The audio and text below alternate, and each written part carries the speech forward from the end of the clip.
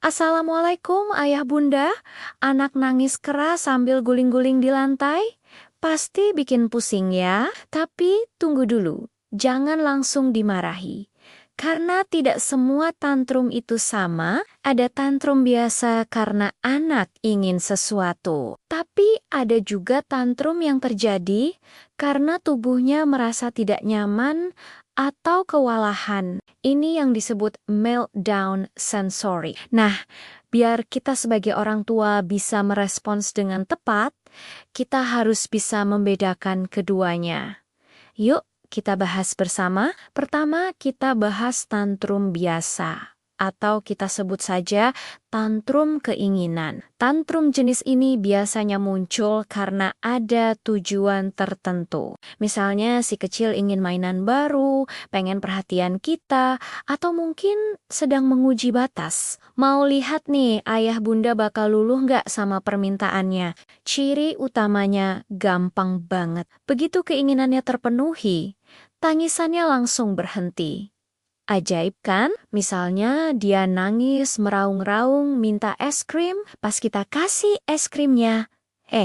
Langsung diam, malah senyum. Selain itu, saat tantrum keinginan, anak sebenarnya masih punya kendali atas perilakunya. Coba deh perhatikan.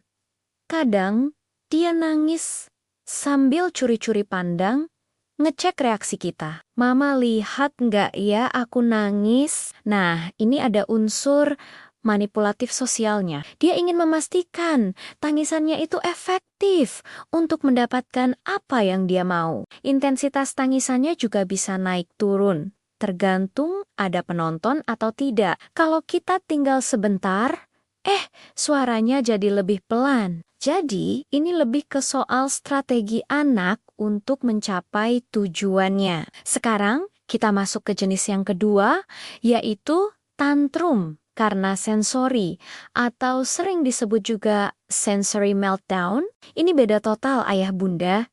Ini bukan soal anak mau cari perhatian atau menginginkan sesuatu. Meltdown ini adalah reaksi tubuh anak yang sudah kewalahan menerima rangsangan dari lingkungan. Bayangkan saja, tubuhnya seolah meledak karena tidak sanggup lagi mengolah semua sensasi yang masuk. Mungkin tempatnya terlalu bising, lampunya terlalu terang, atau ruangannya terasa terlalu sempit baginya. Karena penyebabnya bukan keinginan, meltdown sensorik ini tidak akan berhenti meskipun kita kasih mainan atau makanan yang dia suka. Ini bukan soal ingin, tapi soal rasa tidak nyaman yang luar biasa di dalam tubuhnya. Ekspresinya pun lebih mirip panik atau ketakutan, bukan sekadar marah.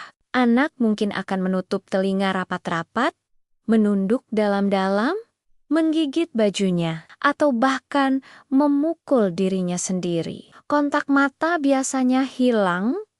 Dia seolah masuk ke dunianya sendiri dan tidak peduli lagi dengan sekitar. Kadang, kita ajak bicara pun dia tidak sadar. Ciri khas lain dari meltdown sensorik adalah anak berusaha melarikan diri dari situasi tersebut. Dia tidak sedang mencari perhatian kita, tapi justru ingin menjauh dari sumber rangsangan yang membuatnya kewalahan.